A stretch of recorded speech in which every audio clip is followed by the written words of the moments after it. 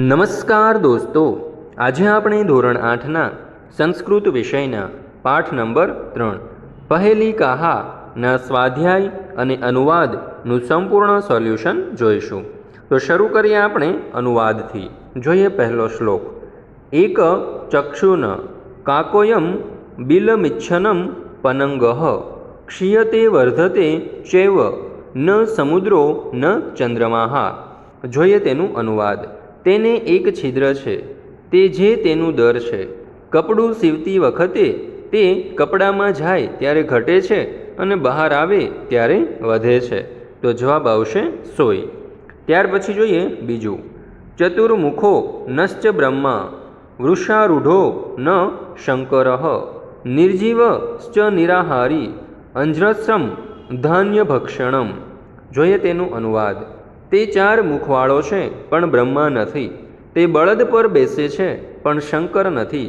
તે નિર્જીવ અને નિરાહારી છે, છતાં નિત્ય અનાજનું ભક્ષણ કરે છે. તો જોઈએ તેનો ઉત્તર. હળ. તે ખેતરમાં જ ફરે છે અને સતત ધાન્યનું ભક્ષણ કરે છે.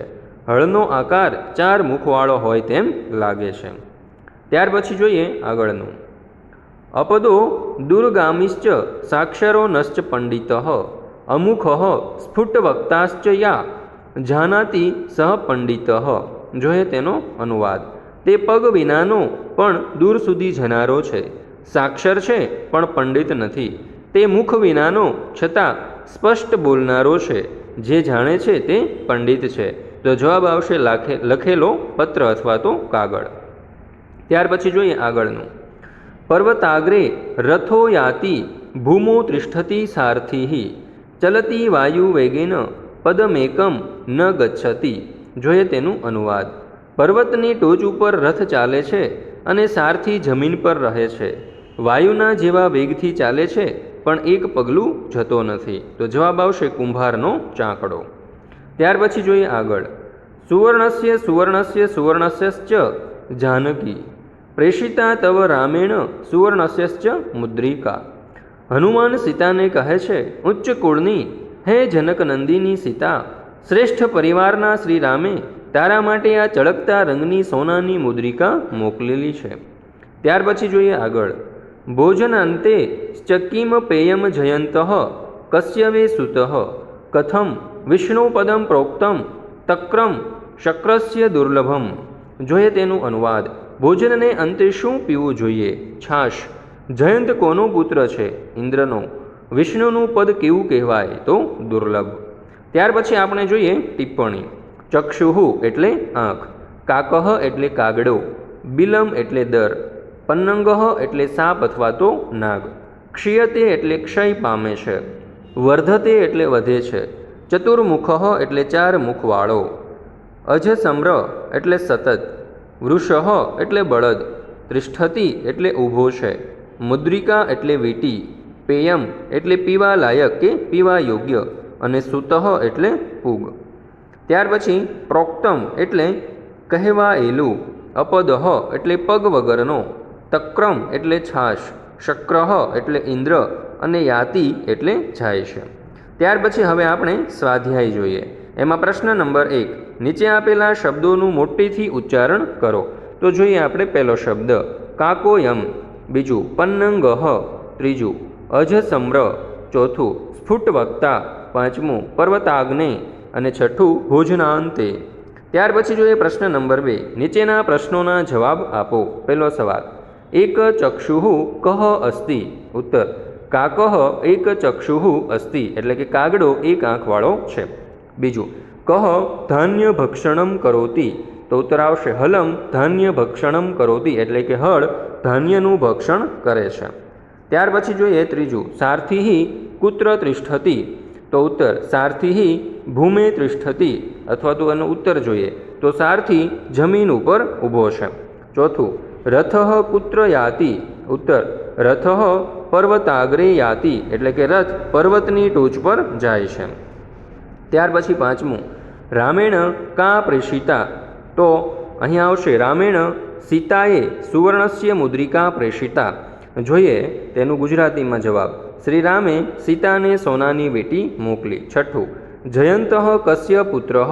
તો જોઈએ તેનો ઉત્તર જયંત શક્રસ્ય પુત્ર અથવા તો જયંત શક્ર એટલે કે ઇન્દ્રનો પુત્ર છે.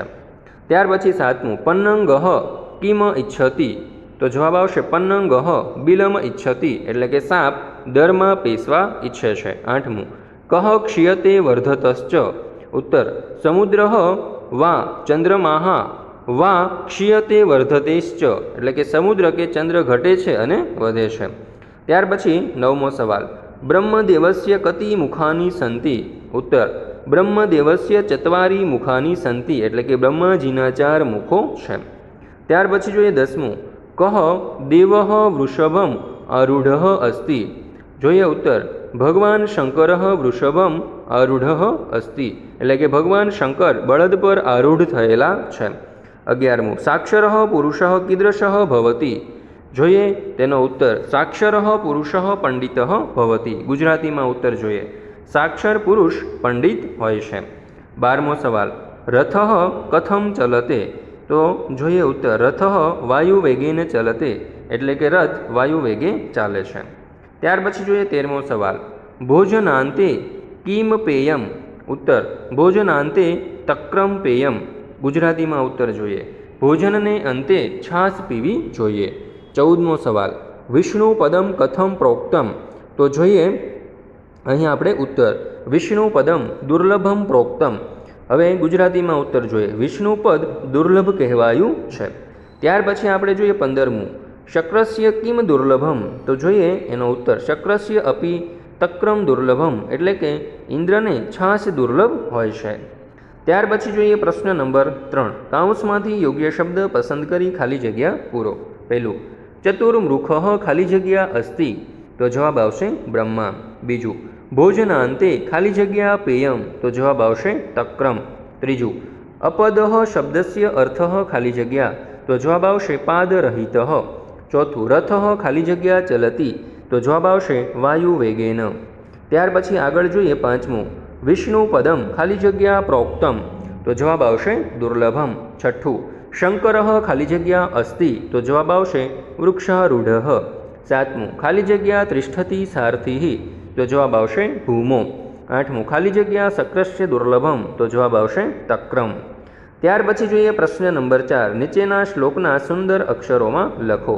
તો જોઈએ પહેલો શ્લોક ભોજનાંતેશ્ચ કિમ પેયમ જયંત કસ્ય વે સુત કથમ વિષ્ણુપદમ પ્રોક્તમ તક્રમ શક્રસ્ય દુર્લભમ. બીજું જોઈએ અપદો દુર્ગામિશ્ચ સાક્ષરો નશ્ચ પંડિત અમુખ સ્ફુટવક્તાશ્ચ યો જાનતિશ્ચ પંડિત.